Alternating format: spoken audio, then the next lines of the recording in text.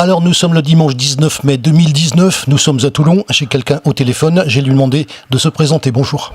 Oui, bonjour à tous, Jean-Louis Masson, député du Var et président de la Fédération des Républicains. Vous nous appelez de ?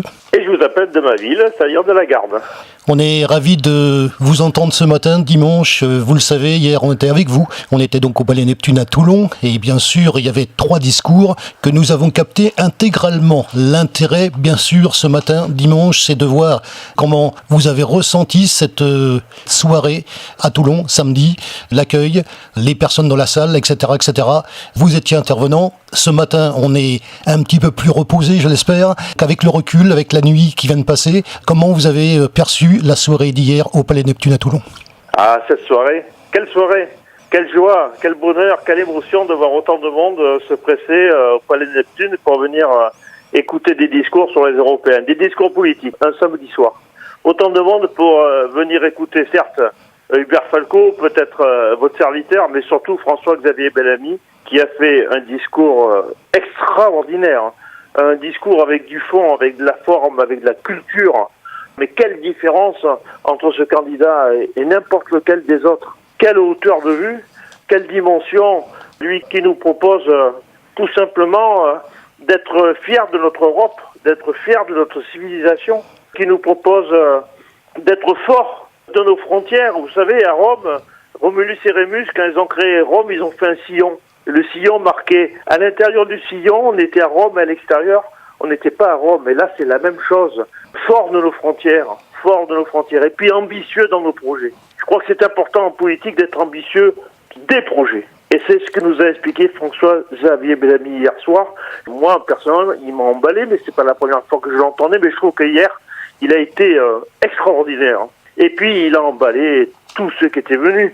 Même ceux qui étaient venus hésitants, qui étaient venus par curiosité, et qui sont ressortis en disant, mais alors, quelle dimension, quelle hauteur, quelle grandeur, voilà. Vraiment, ça fait plaisir de croiser le chemin d'une telle stature d'homme politique. C'est vraiment tout à fait réconfortant, tout à fait enthousiasmant de se dire, mais on a quand même des gens de valeur, des gens de qualité, qui acceptent, qui osent, qui ont le courage de s'engager politiquement. Moi, j'ai été particulièrement étonné, puisque je vous dis, j'étais à l'Espace Presse, vous le savez, j'ai été particulièrement impressionné par son élocution.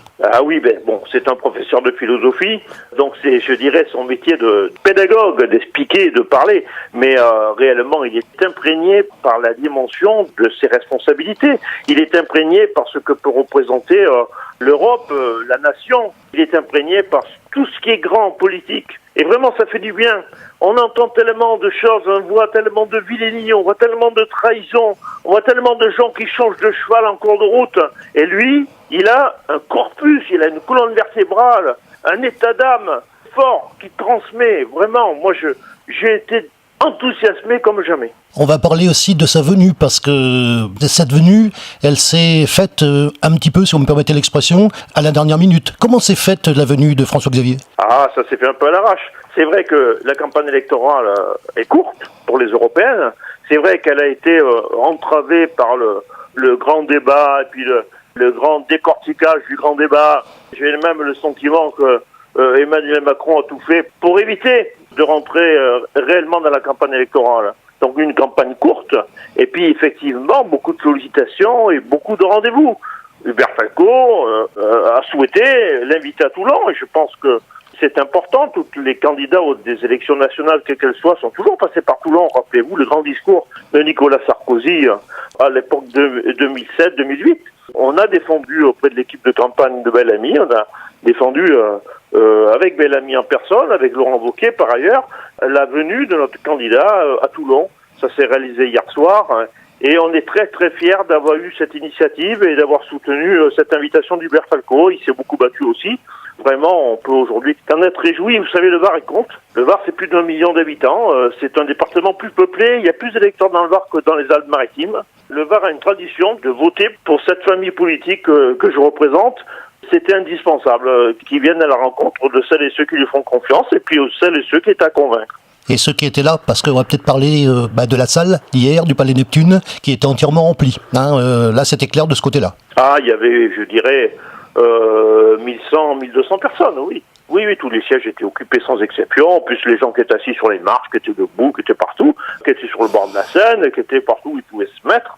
Ah oui, c'était une belle réunion. Quand on pense que la veille, Édouard Philippe avait tout au plus eu 250 personnes, même si parfois les commentateurs ont été optimistes, mais la réalité elle est plutôt autour de 250, rendez-vous compte. On a mis 4 ou 5 fois plus de monde hier soir au Palais Neptune. Quand on termine une soirée comme celle-là, généralement, comment ça se passe l'après-meeting ?